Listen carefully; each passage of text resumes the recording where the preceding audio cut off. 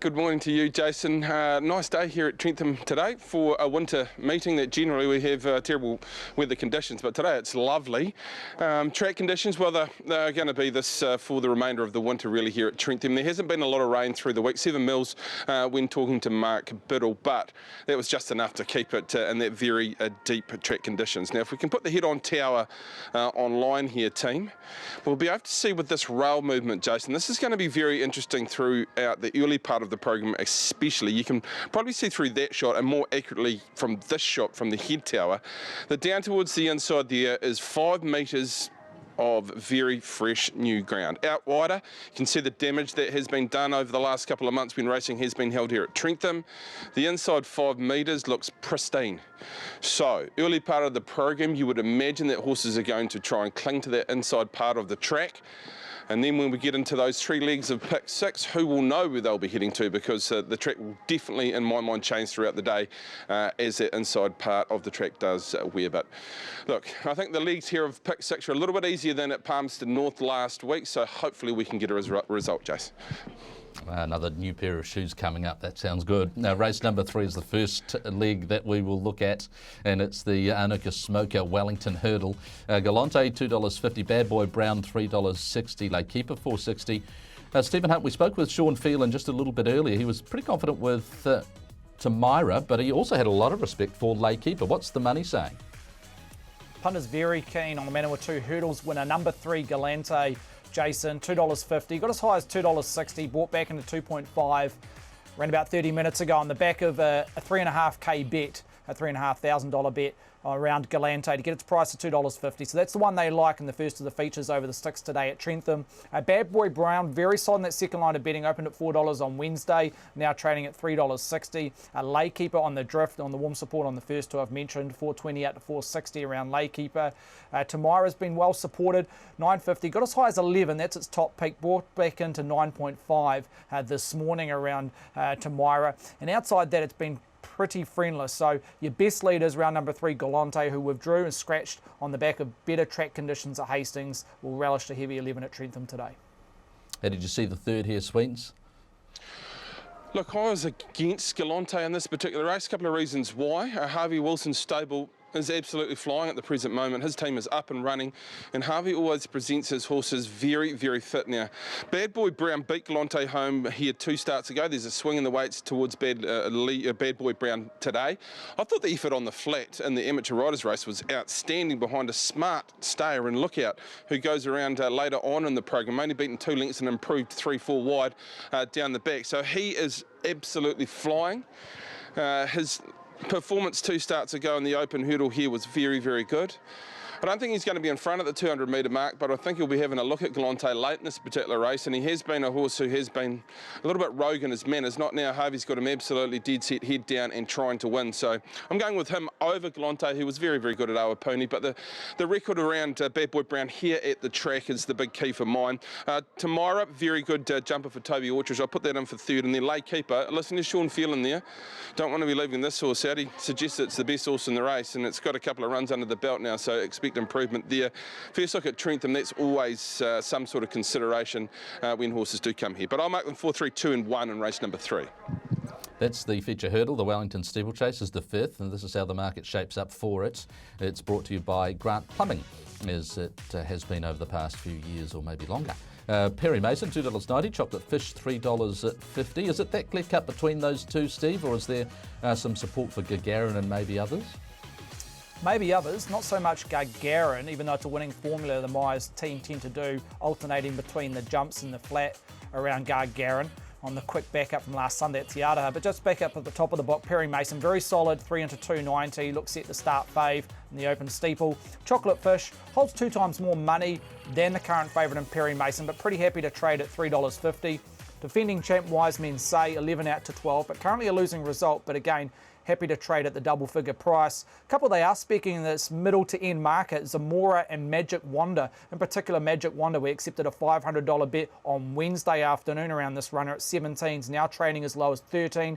And Zamora, also that Te Araha form down from, or up from the north down to the Trentham venue, has been well spec 17 into 13, just to spice up potentially exotic bet types, trifectas, first fours. Bevan Sweeney, the sleeping patterns have been shot for the past month. Last night was the same, but it wasn't because of the cricket or other sport. It was thinking about Wise Men Say and why on earth would one drop it? And it's now 12-1 and trying to think why. And I mean, the 2 runs that he's had, I don't know, what have you made of them? Poor last start, for sure. And I went back through his last couple of seasons last night to just try and make a comparison of where his lead-up runs into this race have been prior, and they're simply not as good. That said, class is permanent, and you've got class on the saddle. Class is a trainer and a class horse. So I'm with you. I'm going to have to include this horse in my selections. I am going to be with Chocolate Fish. I just think there's a lot of factors here that come into Chocolate Fish's favour with these track conditions. It's going to be very, very deep here. It went really good at Hastings on a much better winter track, Chocolate Fish. Didn't expect that on those sort of track conditions. I thought they'd just go too quick for him. Sean said he's slow. He is. But he's slow for a long time, and others get slower while he's going at the same speed. So on a track like today, although they will be going through the centre of the track, which, speaking to Mark, is, as per normal, much better than the track in its true state. So through the centre, it's a lot better. So that will play slightly against him, but I think when they hit the course proper, that's when he really comes into play, Chocolate Fish, for Sean Phelan. So on top for mine, Perry Mason. Well, there's a question mark at the 5,500 metres, but there's no question mark about the training partnership and the riders, so be trusting in the 3. Wise Men Saying for 3rd. There may be a turnaround in form here. There will be at some point in the season at one of these extreme distances. I've got no doubt about that. Whether it's today, question marks, but I'm not leaving him out for a lot of reasons. And then Gargarin, there's too much good form around this horse. What it did as a hurdler, supreme. Steeplechasing, it's coming into it nicely now. Gargarin, a horse that Sam Trott, I thought was retired. It just popped up at the races and again has had some wonderful success. So I'm 2, 3, 1 and 4. I've got respect around the 7 and the 8.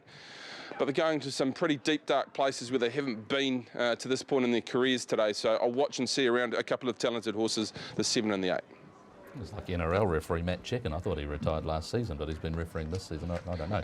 Anyway, slightly different, I guess. The Parliamentary is brought to you by Vernon and Vasey Truck Parts. $3.80 Richard of York, $4.60 Lookout. Sylvester 5, Dr. Watson Little Miss Swiss is at 8. Strolling Vagabond's at 6. Was there some money for Strolling Vagabond earlier in the week, Stephen? There was, Jason. It's coming $1 full point, $7 we offered on Wednesday, now into 6 with a 2 kg claim. You can claim in this particular feature on the flat, the Parliamentary. A few of them down the bottom not needing the claim. Robert Hannam on Lookout and Grinner to be ridden by the Premiership winner and Lisa Allpress.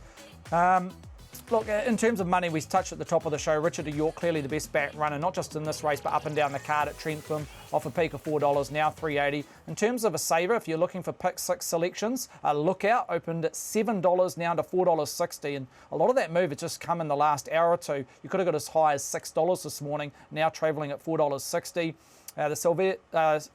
The K-Team and Sylvester and Dr. Watson. In this terms, no lead there. They match dollar for dollar around Sylvester and Dr. Watson. We've touched on Strolling Vagabond. And also a little bit of specking around Lil Miss Swiss up from the south. 7, even though it's out to $8. Happy to trade at $8, but currently a losing result. And Grinner, on the back of a couple of wins on lower grades, has been spec'd at that double figure price. But the best lead clearly is with the favourite of Richard of York. But as a market mover just in the last few hours, you have to go no further than Lookout number 8.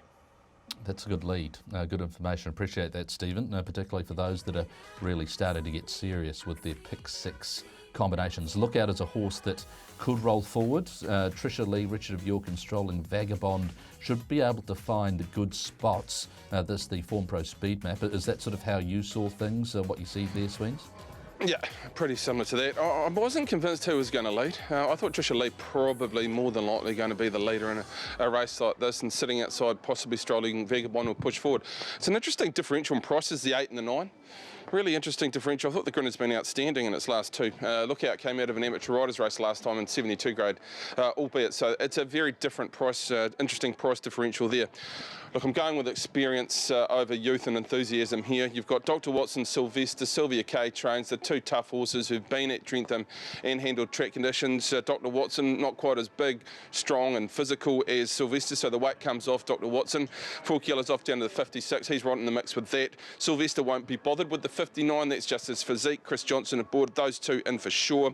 Richard of York. Now, only one man moved this, and that's you in the studio, because yesterday very keen. So now everyone's in. A little bit like Desi Coppins now, J-Tan. Richard of York certainly has that action that we saw here last time to suggest it'll plough through these track conditions. It was very, very good, albeit CD2 to Deco was second in that race, and that always niggles me, but he can run on these very wet track conditions. So I'm going 1, 6 and 3 for my selections, and I think in pick 6 I'll hold with those. I'm going to throw an 8 now with all the money that is coming, but I was pretty keen in pick 6, just had the 1, 3 and 6 in the first leg. Yes, complimenting me and likening me to the silver fox. It's the nicest thing you've ever said, Sweens. But until those crocs get on my feet, I will be no Des Coppins, that's for sure. Okay, this is the market for the next on the program that we'll look at. The El Cheapo Cars White Handicap. Mauna Kea's $3.40, $3.60 for De Gaulle. Dolcetto is at $5, and then you've got our Bandit at $6. Now, you mentioned the money for our Bandit earlier, Stephen Hunt. Has that sort of been the case the last hour since? You're well back this morning, Jason. I just had to put it up there. It's a very even go. 7 going around, and they've all had at some stage during the week accounted for a little bit of support, including Dalcetto at the top of the book, even though it has to carry top weight of 61.5, no claim. $4.50, got out to 5.5, brought back into $5 this morning. With the favourite Mauna Kea, well supported, $3.40, touched $3.20, just back out to the even price that we opened up at $3.40. De Gaulle's well supported, $4.20 into $3.60, has a bit of Rosewood form with 54 on its back. We've touched on our Bandit, Flying Sardine, a game from the south and the Tyler team, well supported at $9. Dougie on the quick back up at $9, not friendless, and Reyes right at $14. The rank outsider just shows you how competitive the field is at a $14 price, has not been friendless. So no strong lead. It looks to be a leg in the pick 6 that you might have to take at least 3 or 4 in a 7-horse field. Yeah, that's the niggly thing, isn't it? A small field and having to take most of the runners or a lot of the runners in there. You'd prefer to just take one. But anyway, this is the Form Pro speed map. And Mauna Kea, Bevan Sweeney looks as though he can lead. Now, you've always had a lot of time for this horse. Second up at Trentham, do we stick with the ship? I will be, Jason, for sure. This was a race field or very, very light, so I'm going light. You've mentioned the only niggle in my mind. It was a big, big effort at Otaki on a tough testing track condition to win. So what does that take out of this horse? Because you see it here, our Bandit smoking on its back, and you think, well, its conditions just going to fall away here late in this race, but this is just not the attitude of this horse. Since it's been with the Moseys, Alan Sherrick did all the groundwork on this particular horse, and it's gone to the Moseys, and since then it's been very, very good. This day, it had Hazel Chauffeur aboard, and it was a little bit of a difficult ride for her, but the horse just keeps on trying, and holds out our Bandit, who was back in form this day. Look, for me, when you look through all these fields, and you've got so many strange factors, track conditions, who will handle, who won't, who's fit enough, all those sort of factors, look for the best weighted horse, best performed horse. And Mauna Kea is it for me today at 54.5 kilos. Look, if you go back 2 starts, it was 7 lengths off Dan's Dance over 1,600 metres in Group 1 company, and Dan's Dance probably won that race by 5 or 6. So that's pretty good form for a race like this. It's bounced back on wet track conditions, fresh up to win. It's getting with 54.5 on its back against horses like De Gaulle, who was always going to get 54, but Mauna Kea, in theory, should have got a lot more weight without Dolcetto in the race. So Mauna Kea's the one. If I'm going to take 2, I'm going to throw in De Gaulle because it's got form next to our very best wet track miler in Rosewood. It was a good effort that day, so 2 and 6. I'm not going to go with Dolcetto today, although he's in my selections. I think that is just too big an imposter for him, giving weight to some reasonable horses. And it was good to see our Bandit back in form, but Jason, I'm going light. One ticket's going to have the 2 and the 2 only, and the next ticket's going to just have the 2 and the 6. Okay, thanks for your thoughts on the second leg of the Turbo terminating pick 6 and the 7th race at Trentham. The 8th, the last for the Trentham meeting, is the Woodridge Homes 1400, where $3.60 is the quote at the moment for Tavies Court, $4.50 Manolo. Obviously the biggest field of the Trentham side of the terminating Turbo pick 6, Stephen Hunt. Can you give us many leads? The interesting race, fascinating just to see how this race develops in the next few hours. But in the last 24 hours, Jason, Tavi Court, Manolo on their current prices $3.60, $4.50 respectively. We've rated them a 50% chance that the winner will come out of the top 2 in the market, but customers believe that the race has a bit more depth to that, and they're willing to spec 4 or 5 other horses outside the top 2. One of them being Zephyr Z at $15 to $14. And the other one, which I mentioned at the top of the show, Call Me Jack, and we've had money since I mentioned. They're around about an hour or so ago, around Call Me Jack. Opened at $12, was as high as $8 And when I mentioned it earlier on, it's now trading at $7. Now, a horse that won at $18 won against the betting trend last time, Call Me Jack, and it's back in trip, but it's probably going to play more like a mile the last race, Call Me Jack, but it did win by 15 lengths, and it's one of those form lines you just got to trust on the eye coming out of Wanganui. Yeah, when they win by big margins like that, it's not easy to assess, but we have seen horses go on having won by big margins in the last couple of weeks. Tavies Court and Delmar, the pace horses in the race. How did you assess it, Bevan? I was impressed with Manolo at Awapuni and impressed at Oteki. Interesting sort of horse mind-wise, I think. It doesn't concentrate overly well, but when it got through its gears at Awapuni, it was the performance of the day. And Zella's a tough horse. He got back at Oteki on a tight turning track. I don't think that suits him. You love the big open spaces here at Trentham. So I thought he offered you great value. Zephyr Z is my best value on the program. Now, you have to take this mare on trust. Or the Skelding on trust, apologies, because really disappointed me last time, albeit in a nice form line race. I'm Nikita taking that out, who had won so well at New Plymouth, came here, delivered again, and has been a bit of a plunge horse with the bookmakers on more than one occasion. I thought at New Plymouth this horse probably should have won with a little bit of luck. If you go back through its form lines, it is a very adept wet track horse, Zephyr Z. Now, I'm forgiving last start. I'm a slightly disappointed and niggly about that performance, but I trust in Johnny Wheeler. Rosie Myers back here riding in NZ after her honeymoon. I just like this horse at the price. I think it's going to be right in the mix. So it is in for second over Manolo. Outside of that, Tavies Court was very, very good, albeit at Waverley, where, geez, if you jumped and found a leading position, you're impossible to beat. Lisa sums that track up beautifully, led, kicked, and they didn't really have a chance behind to catch this horse. It does handle wet track conditions, and the Clement team are always going well at this time of year, so that's in for it in third. And then, look, I wondered about Platinum Volos, second up. This horse is well capable. Call Me Jack. Just too many form lines coming out of Wanganui that aren't standing up. Miss Freelove, Hinipara. The only one that really stands up at the present moment is Scarlowy, but Scarlowy's an open handicapper, to be honest with you, so he's going to go on with it. So it's just getting really difficult in those Wanganui races to really push on with the form lines when they win by massive margins. So look, I think if you've got the spin, put Call Me Jack in. If you've got the spin, put Delmar in. Interesting move on Prince Turbo. That's a lot of money based on the last start performance.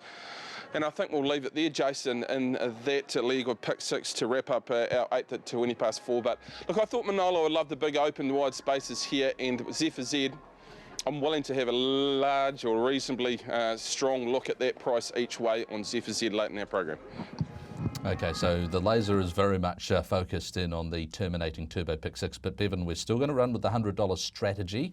How are you using your 100 today? I know you've got a lot more than that, but how would you use 100? Just like 100. The wife just likes 100 too, just quietly, so we'll keep it at 100. Race 8, 20 minutes past 4. We're going to have a look at Mauna Kea. So my best bet is Mauna Kea. I've got 2 value bets. So I'm going to go with Tabard now. The other horse in that race that interests me is Hartley.